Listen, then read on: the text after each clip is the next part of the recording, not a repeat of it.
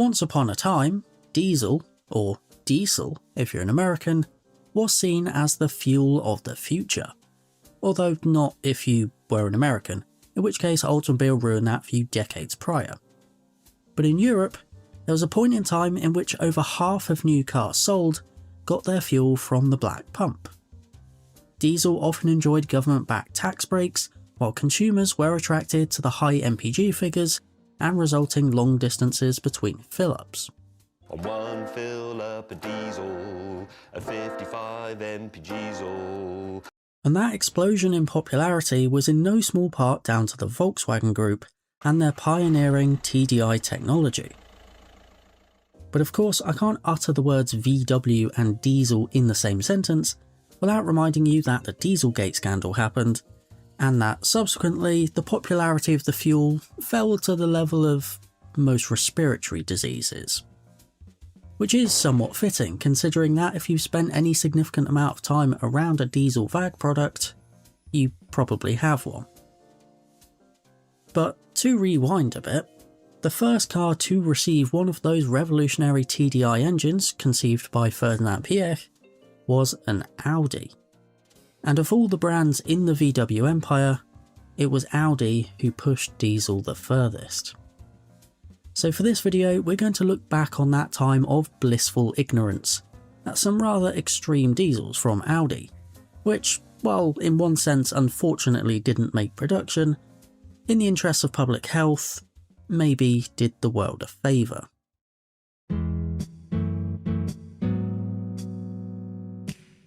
Remember what I said in the intro about over half of new cars in Europe being diesels and how America had basically rejected them wholesale? Well, believe it or not, multi-billion-dollar car company Audi were acutely aware of this fact, and they sought to bridge the gap. So during the early 2000s, when Audi were looking to bring their new V6 and V8 diesel engines to the States, a very clever German man, probably called Wolfgang, floated the idea of creating a diesel race car. In effect, aiming to kill two birds with one stone. Developing technology on the racetrack that could hopefully trickle down to the company's future road cars, while simultaneously sexing diesel's image up a bit. The result was the R10 TDI, and to say it was rather successful would be understating it a touch. The car managed to offset the inherent weight and packaging disadvantages of a diesel engine to dominate endurance racing. The R10 won 3/4 of the races it ever entered, including back-to-back-to-back Le Mans victories. And that was thanks to the car's fuel efficiency. The R10 averaged 5 mpg at Le Mans, which I know doesn't sound like much, but meant that the R10 could do 3 more laps of Le Sard on a tank compared to its petrol-powered rivals. That's not to say it wasn't fast though. The 5.5 litre twin-turbocharged V12 made 650 horsepower, and enough torque to bring the reformation of Pangea just that little bit closer. During its first appearance at Le Mans in 2006, the R10 qualified on pole by a full 2 seconds. And that, my friends, is prime marketing for creating a diesel supercar. Because if I didn't tell you all of that, the prospect of such a thing would have sounded ridiculous. Or at least that's my excuse for going off topic for so long.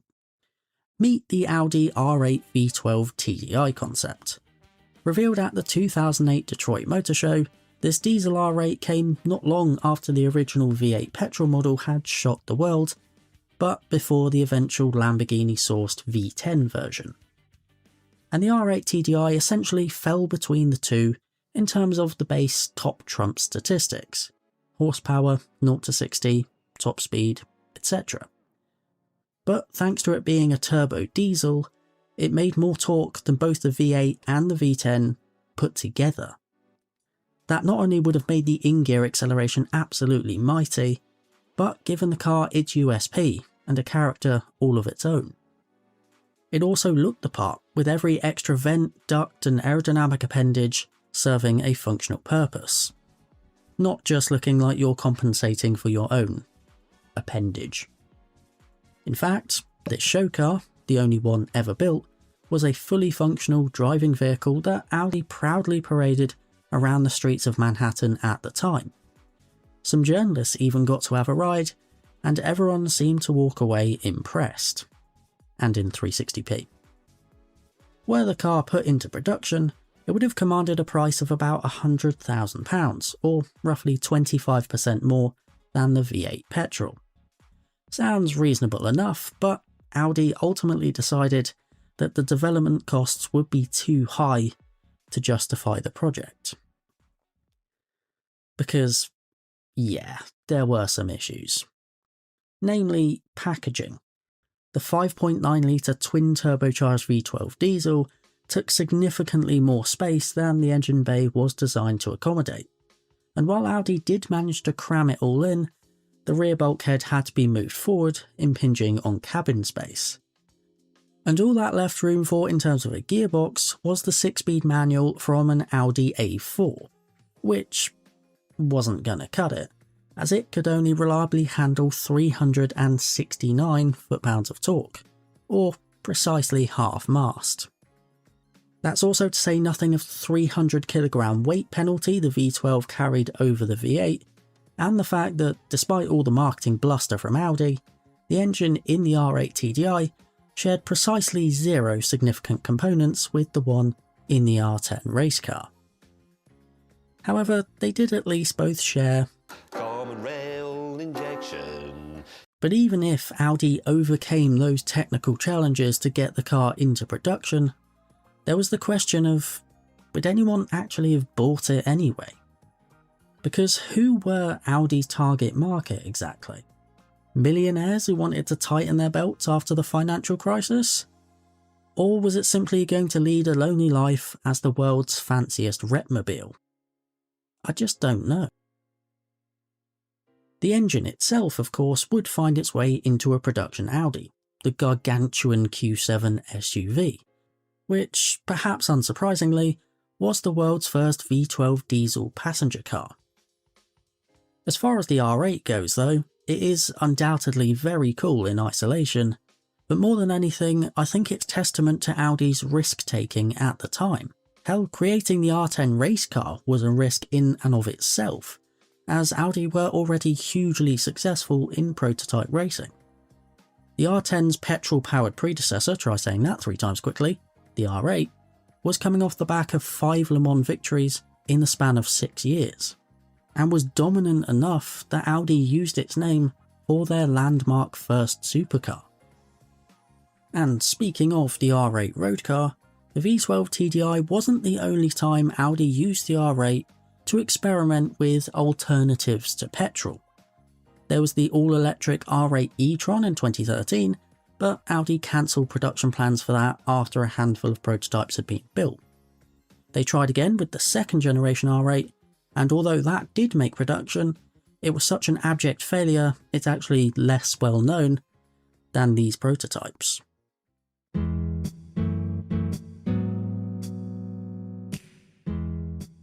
This is the Audi Nanuk Quattro, that's Inuit for polar bear by the way, and when this car was revealed at the 2013 Frankfurt Motor Show, it actually looked quite familiar to those who had been following that year's motor show circuit. Because 6 months prior, Ital Design had revealed the parkour concept, and before you start wondering why they didn't contact their lawyers, it is important to know that Ital Design was under the purview of the Volkswagen Group at the time, and this Audi is essentially an evolution of the parkour's idea. So the fact that 2 jacked up 4-wheel drive V10 powered supercar concepts appeared within half a year of each other makes sense. In fact, at the time it was about the only thing that made sense regarding these creations. But actually, they would prove to be remarkably clairvoyant. Considering the theme of today's video though, we're going to be focusing on the Audi, because where the parkour used a Lamborghini-sourced 5.2 litre V10, the Nanuk had a brand new engine, a 5 litre twin-turbocharged V10 diesel, unrelated to the one in the old VW Touareg. Here it produced 536 horsepower and 737 foot-pounds of torque. That's a nice round 1000 Nm if you deal in euros. and all of said torque was accessible from just 1500 RPM. This meant a custom strengthened version of Audi's 7-speed dual clutch gearbox had to be made to help distribute that power to the road, naturally through Quattro 4-wheel drive. 0 to 60 took a claimed 3.8 seconds, and the top speed was 190 miles an hour, which all sounds very supercar-y. So what about the off-road stuff? After all, both concepts were allegedly inspired by the Dakar-winning Porsche 959 Rally Raid car, and not the Axum Megatrack. Those are big shoes to fill, but it did seem Audi took that a tad too literally, by fitting the Nanuk with 22-inch wheels that didn't seem particularly conducive to off-roading. The concept wasn't functional either, but its Italian sister was, and it could legitimately handle the rough stuff. Sorry I'm doing so many innuendos this episode, I didn't even mean that one. Anywho, were the Nanuk a proper car, Audi said it would have had 4-wheel steering to increase manoeuvrability at low speeds and stability at high speeds, as well as a sat-nav system that could read the road ahead and adjust the active suspension accordingly. The car weighed in a fairly hefty 1900 kilograms, although, to be fair, that's the same as the current baby Lambo, the Temerario. Crazy world we live in.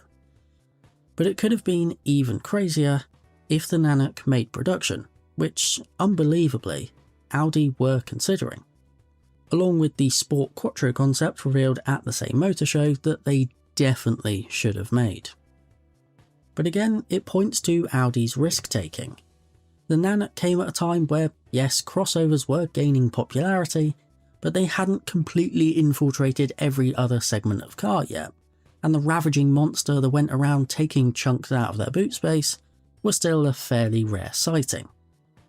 I mean, we weren't done clowning on the BMW X6, and the prospect of a Ferrari SUV sounded ridiculous. But regarding the Nanuk, Ital Designs Fabrizio Giugiaro, who designed the car in collaboration with Audi, said something very interesting. I quote, "The Audi people thought it would be a good car for them because it's 4-wheel drive and mid-engined, but it could also suit Lamborghini or Porsche too."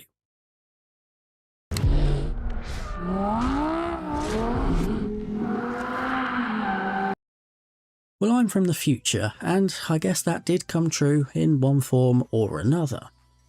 Probably best the diesel thing didn't happen though, because that would have aged like milk.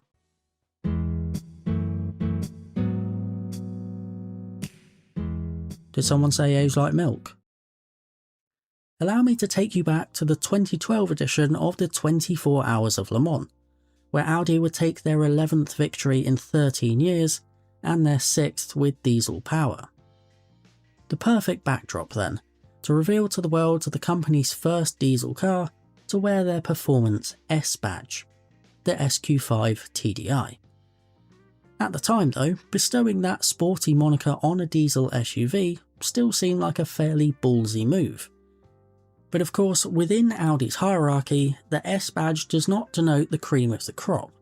It's more of a halfway house.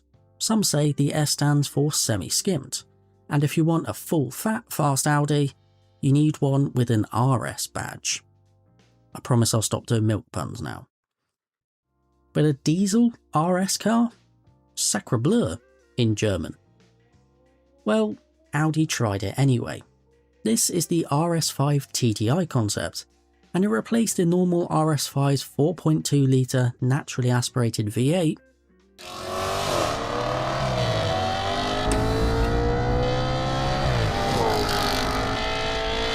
with the 3 litre twin turbocharged diesel V6 from the SQ5.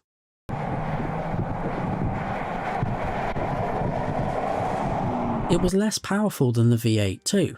385 horsepower plays 444. However, don't think that this was a half RS effort from Audi, because off the line and in most real world situations, the TDI would be comfortably faster than its V8 sibling. In fact, up to about 50 miles an hour, the diesel RS5 could keep pace with the 560 horsepower twin-turbocharged V8 RS6. And sure, the car's 553 foot-pounds of torque did go some way to explaining that, but it was also helped along by a new 48-volt mild hybrid system that was used to drive a compressor that worked on one of the two turbos to virtually eliminate lag. That's now fairly commonplace in today's performance cars, but 12 years ago it was practically unheard of, and meant that all of that twisting force was available from just 1250 RPM. So it was very quick in a straight line. Audi claimed 4 seconds flat to 60 miles an hour. But this was a time where the products of Quattro GmbH had a certain reputation for their handling. After all, you can't spell understeer without RS. And with a heavy diesel engine slung out over the front axle, that could have exacerbated matters. But I don't think it would have been the end of the world for Audi's target customer. Especially if they offered the diesel engine alongside the petrol V8. Although considering the events of the year after this concept was revealed, it was probably best they didn't. Strangely though, a few years after Dieselgate, practically all of Audi's S models started receiving twin-turbo V6 diesel engines, at least in Europe.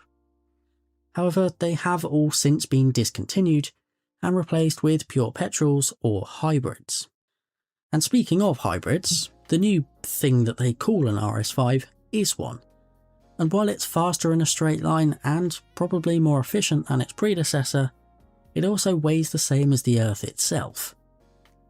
So basically, we're back to square one and the RS5 TDI. So there we have it. Audi. Once again, right for the wrong reasons.